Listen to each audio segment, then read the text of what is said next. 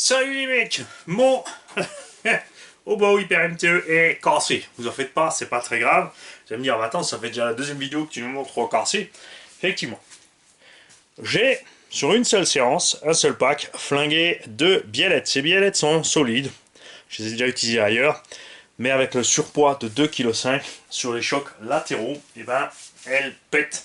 Donc j'ai celle-ci qui est cassée et celle-ci là derrière. Enfin pas la biellette, la chape. La biellette a tenu bon.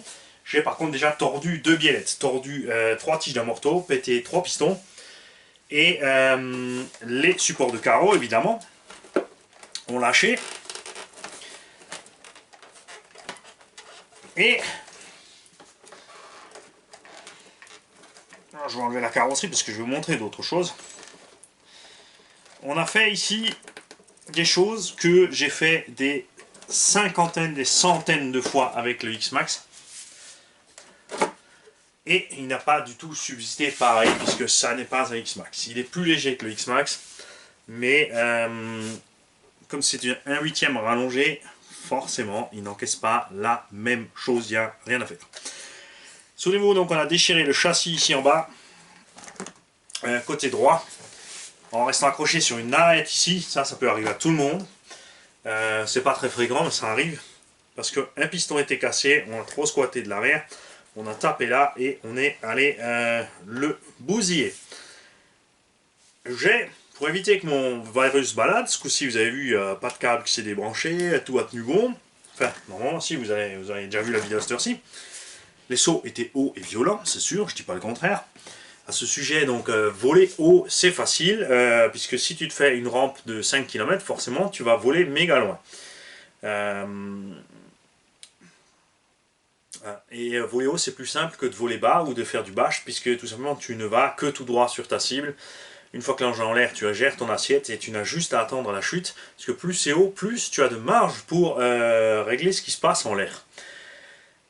Donc rien de bien méchant, et puis si tu fais 50 fois la même chose, tout droit sur la butte, tout droit, tout droit, tout droit, tout droit, ça ne fait absolument pas les mêmes efforts sur la machine que ce que fait une séance de bash en telle circonstance.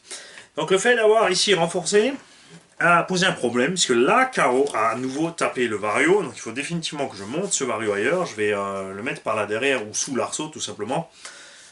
Regarde, on a tordu ici la plaque du châssis. C'est pas très grave, c'est pas méchant, n'empêche que du coup ça a dû bien taper. Donc ce vario définitivement pas au bon endroit sur cet engin, il n'y a rien à faire, et pourtant moi j'avais les plots de carreau hyper hauts, j'ai la carreau incassable, et on a quand même allé percuter là. C'est sûr que sans ce renfort, c'est le vario qui descend, mais vous l'avez vu, ça secoue dans tous les sens, ça flingue les pales. Là les pales ont survécu, et forcément t'as tout qui bouge, les câbles, les machins, on tape sur les câbles aussi, donc c'est pas bon. Et le pire de tout, ce sont les bacs lipo qui ont craqué. En bas, au niveau de la fixation du linguet, on a cassé. J'en avais monté un recto, un verso, donc c'est pas la peine de me dire ouais, c'est parce que tu les avais montés en bas, non. Un en haut, l'autre en bas, les deux ont cassé au même endroit devant sur les atterrissages de saut, ou sur forcément quand tu tapes sur le toit, ça fait aussi des chocs à la caisse, c'est ce que je vous ai dit. Moi j'avais sécurisé quand même mes bacs avec des vis, parce que j'avais absolument pas confiance dans le fait même de les monter à l'envers, et j'avais raison, puisque ils seraient tombés, ça c'est clair. Résultat là, ils ont pété. Donc définitivement un souci avec ces bacs. Pas très grave, puisqu'on va pouvoir les fixer autrement, c'est sûr.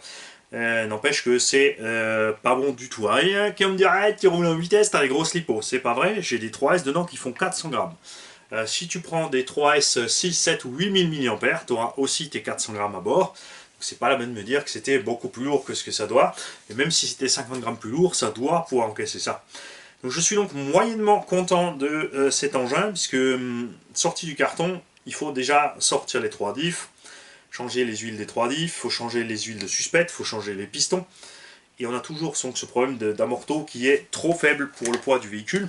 Là avec l'huile plus dure et tout, et un tarage relativement important des suspects, on n'a pas quand même une super réaction des suspects. Là, avec ce réglage-là, il encaisse bien les sauts, mais vous le verrez sur la vidéo, accélération, on est quand même quasiment posé par terre derrière, puisque il s'écrase, les ressorts sont trop mous. Donc il nous faudrait des suspensions plus dures. Enfin des ressorts plus durs, mais pas seulement des ressorts, puisque les amortisseurs eux-mêmes, les tiges se sont tordues. Ouais. c'est une bonne caisse, ça c'est certain, c'est une bonne machine pour une utilisation normale, ça n'est définitivement pas un engin de bâche extrême.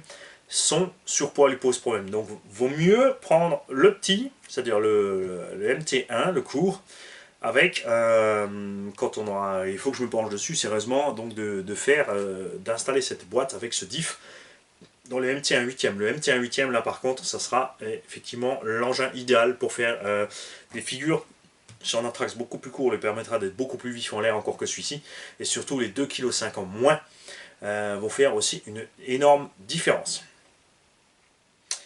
Voilà. J'ai rien oublié. J'ai rien oublié. Le reste a tenu bon, hein. Franchement, transmission nickel, fusée, chape, triangle. Les triangles sont hyper méga solides et les chapes et les fusées aussi. Ça, il n'y a pas à dire. Parce qu'on a pris des méchantes gamelles sur les côtés et il a encaissé sans broncher. On a tous les carnans aussi qui tournent encore rond. Je vais vérifier quand même. Ouais, c'est bon. Tous les carnans tournent encore rond. Donc, de ce côté-là, il n'y a pas de problème. Voilà. Autre chose? Non, pas pour l'instant. Donc on verra cet engin quand j'aurai modifié les bacs à batterie, déplacé le vario pour le mettre en sécurité. Et oui, et la direction. Le plus pénible, c'est vraiment la direction. Là, on est sur une surface en herbe. Une catastrophe à tourner ce machin. Le sauve-cerveau est serré à bloc. J'ai un cerveau de 36 kg. Il n'y a pas moyen de tourner comme il faut, tu es obligé de freiner pour faire délester l'arrière pour tourner.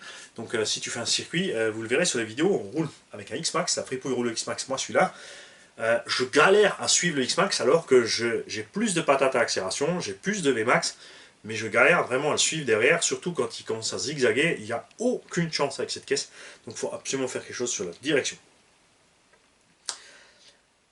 Et c'est tout. Ouais, c'était juste une vidéo pour aller, mais c'est comme ça, des fois Mani il est pas content. Salut.